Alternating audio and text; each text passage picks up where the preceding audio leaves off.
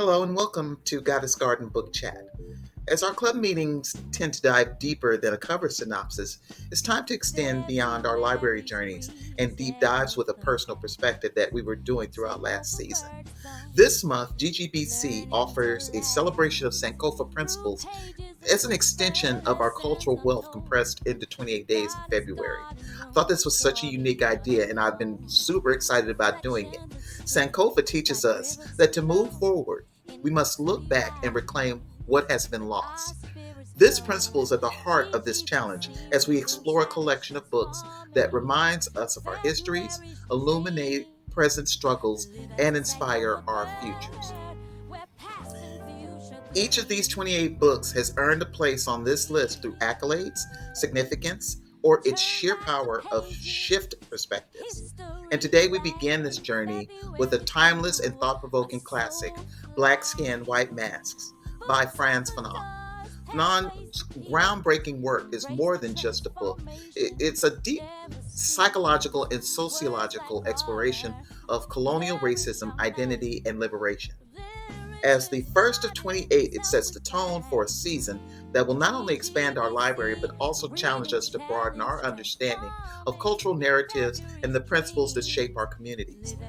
These explorations will be presented by the Chat Squad, who will summarize and share insights from all 28 books using the research and materials I've carefully cultivated and curated for our journey, and following the introductions to each of these presentations, much like what I'm doing now. So expect that for every book that we present, I will. This isn't just about reading, it's about learning, growing, and honoring the stories that connect us all. Whether you've read these books before or they're entirely new to you, this challenge is for everyone who's ready to celebrate Black excellence, explore diverse voices, and embrace the beauty of a collective wisdom. So grab your copy of Black Skin, White Masks, or listen in so that you can add this to your reading list. Let's take a peek into Fanon's world, reflect on his insights, and set the stage for an incredible month of discovery. Every book that we're going to share is a step toward understanding. Every discussion we have throughout this season is a journey of growth, and every page is a celebration of Sankofa. So let's turn this page together.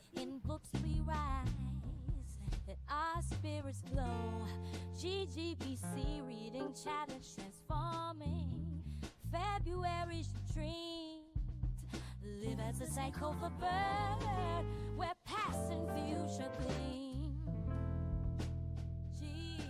We talk a lot about systemic racism, but have you ever actually sat down and thought about how it impacts how people see themselves? Yeah. That's what we're going to be diving into today with Fanon's Black Skin, White Masks. It's a great book. Yeah, and we'll be using two excerpts from a review of his book. Okay, cool. As our guide for today. That's good. Yeah, so That'll be good. It's really interesting because his work is so powerful, and it really echoes in modern movements like Black Lives Matter, but he's not as well known, as widely read as you might think, particularly here in North America. Yeah, that's right. His work is really like a shortcut to understanding this really complex issue of how, the experience of racism can actually shape a person's identity. Yeah, and that's one of the reasons why we're doing this deep dive today, is because we're not just unpacking his theories, but we're also exploring why his work might not be a household name. Right, exactly. Okay, so let's start with context. Yeah. Fanon wrote Black Skin, White Masks in 1952, during a period of intense colonial rule in Africa and the Caribbean. Yeah, and that's really crucial to understanding his work, because he was writing from direct experience. Right. He saw firsthand, the effects. Yeah. The devastating effects of colonialism, not just on societies, but on individual sense of self. Exactly. And that's where this concept of internalized inferiority comes in, and he argues that colonized people can start to see themselves through the eyes of the colonized. Through that lens, right? Yeah. Almost like looking at a distorted mirror, right? You start to absorb the idea that you're somehow lesser. Right. Which leads to feelings of inadequacy and all that. And that makes me think of W. Weeb Du Bois and his idea of double consciousness, feeling caught between two worlds and never fully belonging to either. Exactly. Yeah. Fanon even has this really striking quote. Okay. The black man has two dimensions, one with his fellows, the other with the white man. So it's really highlighting that feeling of having a divided self, constantly negotiating your identity based on who you're with. It's a powerful image. Yeah. So how does this internalized inferiority actually play out in someone's life? Well, it can manifest in a lot of ways, right? From Yeah. self-doubt to actively trying to conform to the standards of the dominant group, even if those standards are harmful. Like code switching. Exactly. Yeah. The pressure to code switch, right? To change how you speak or act depending on who you're around. Absolutely. And that ties directly into Fanon's analysis of language. Okay. He argues that speaking the language of the colonizer can actually be a form of alienation. So even something as basic as language can reinforce these power structures. It's crazy, right? He puts it this way. Okay. To speak a language is to take on a world, a culture. Wow. So by adopting the language of the oppressor, you might actually be distancing yourself from your own cultural identity, further reinforcing that sense of division. It's not just about communication. It's about Yeah, the way we think and see the world. exactly. And this idea of language as a tool of power connects to another key concept in Fanon's work, Which is the white gaze. the white gaze. Yeah. And this is the idea that Black individuals are constantly being observed and judged through a lens that reduces them to... Stereotypes and objects. Right. Precisely. And Fanon himself famously wrote, "I am overdetermined from without. I am the slave, not of the idea that others have of me, but of my own appearance." So he's saying that the way he's perceived, the way he looks, dictates how people treat him regardless of who he actually is as a person. Exactly. So it's like you're trapped in a box defined by someone Yeah. else's perception of you. And unfortunately, this feeling of being overdetermined by race is still incredibly relevant today. It really is. Think about the persistence of racial profiling, the way certain groups are overrepresented in negative media portrayals, even the seemingly harmless microaggressions people face daily. Makes you wonder if this white gaze is so pervasive. How can we even begin to challenge it? That's the question. It seems like it's built into the very fabric of society. Well, first we have to acknowledge that it exists. Okay. And that's part of what makes Fanon's work so important. He helps us see these subtle forms of racism that we might otherwise miss. Right. Once you start to see it, then you can start to challenge it, right? Yeah. You can start to challenge those assumptions. And we can all, make a conscious effort to examine our own biases and to be more aware of how our words and actions might be perpetuating these harmful dynamics. And that makes me think about the phrase, seeing colorblind.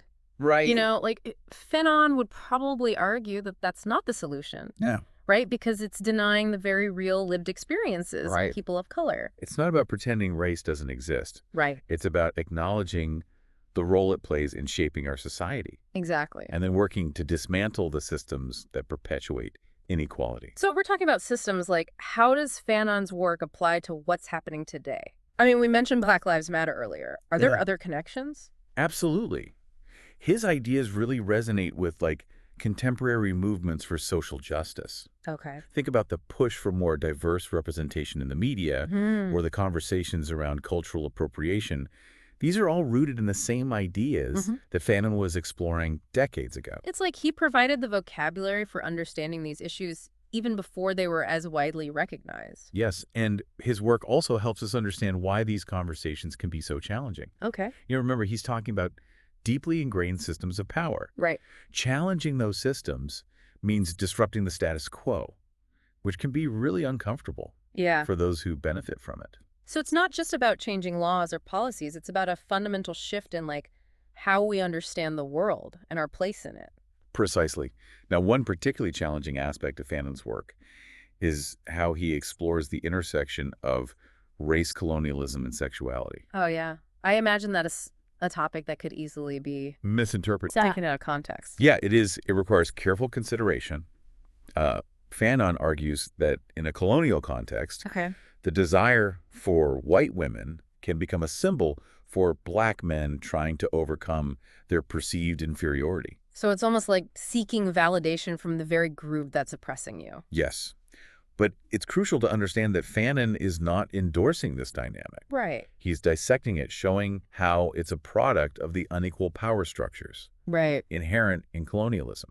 It's a reminder that these issues are complex and nuanced, and there's no easy answer. Exactly. And this is where his writing can be really challenging, He's forcing us to confront, like, uncomfortable truths about ourselves and society. Yeah. It's not always easy reading, but it's incredibly important. Which brings us back to the question we posed earlier, like, why isn't Fanon more widely known? Yeah. Is it simply because his work is so challenging? That's certainly part of it. He's not afraid to push boundaries and make people uncomfortable, but there are other factors at play as well, like the fact that he was writing in French. No, right. Which might have limited his reach, at least initially. Yeah. And as we discussed earlier, the academic world, especially North America, has historically favored a Eurocentric perspective. Right.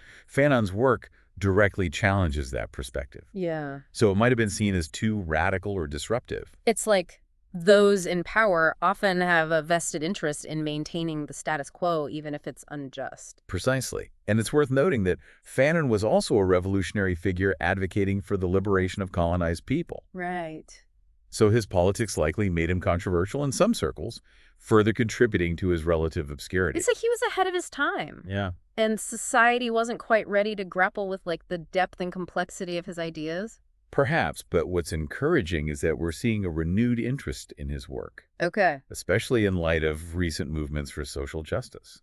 That makes sense as we're having these difficult conversations about race colonialism and inequality.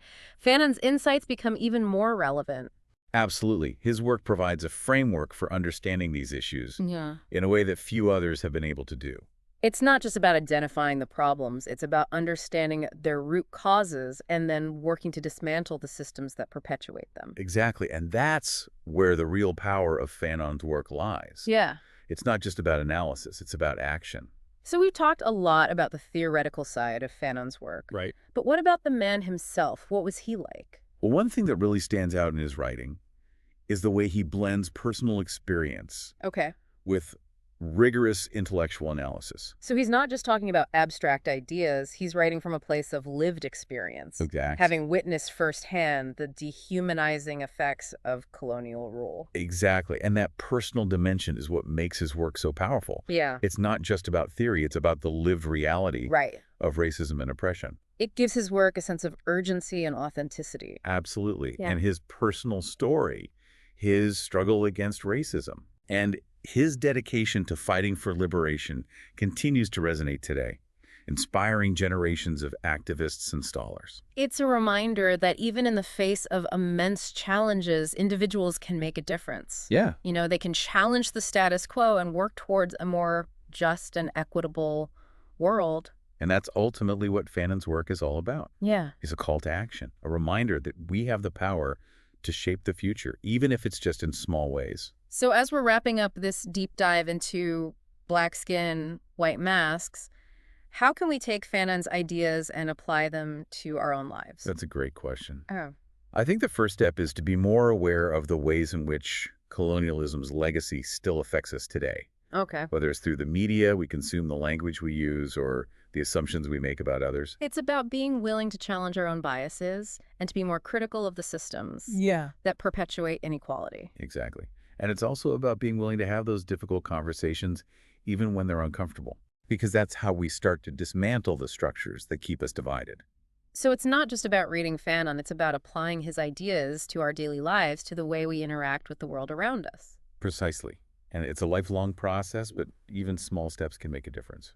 So what would you say is the most important takeaway from Fanon's work? What's the one thing you hope listeners will remember?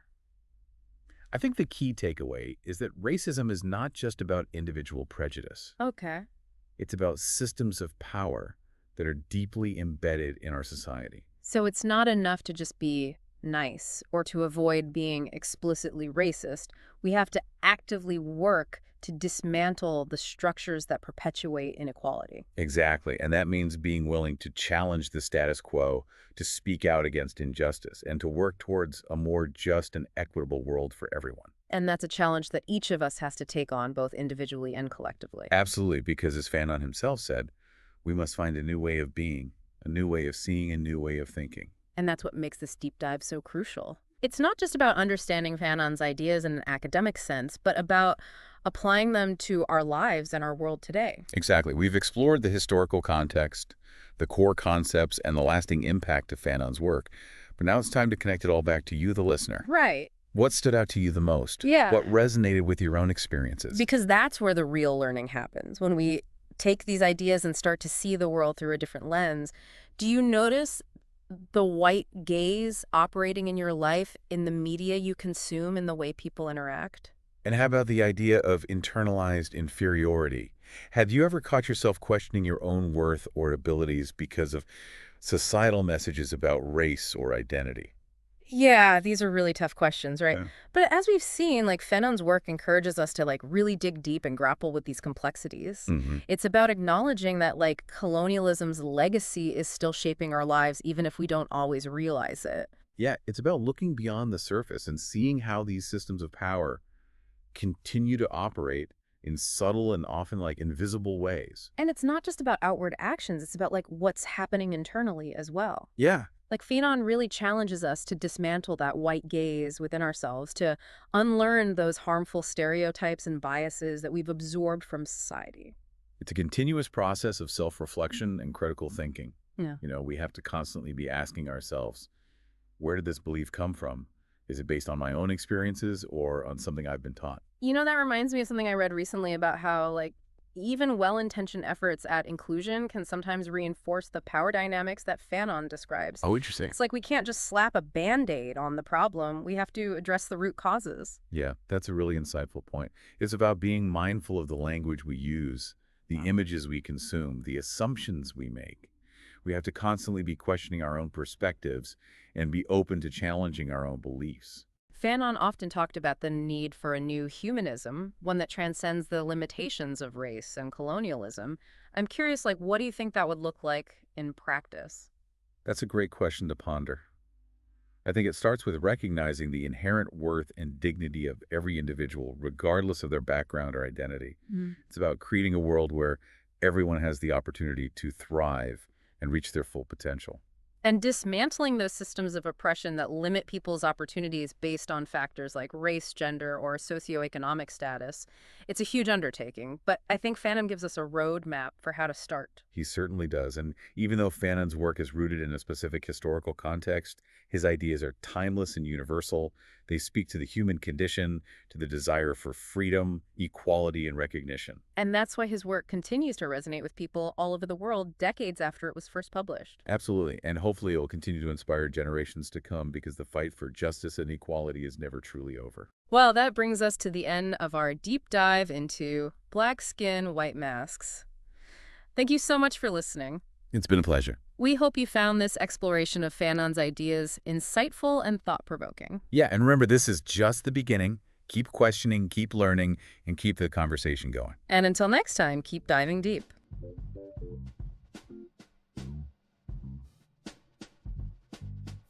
February's breeze echoes the past. Sing hope for birds flown, learning to last. Through pages that whisper lessons untold. Goddess garden room stories unfold. Reflections of strength like rivers flow. In books we rise, and our spirits glow. GGBC reading challenge transforming.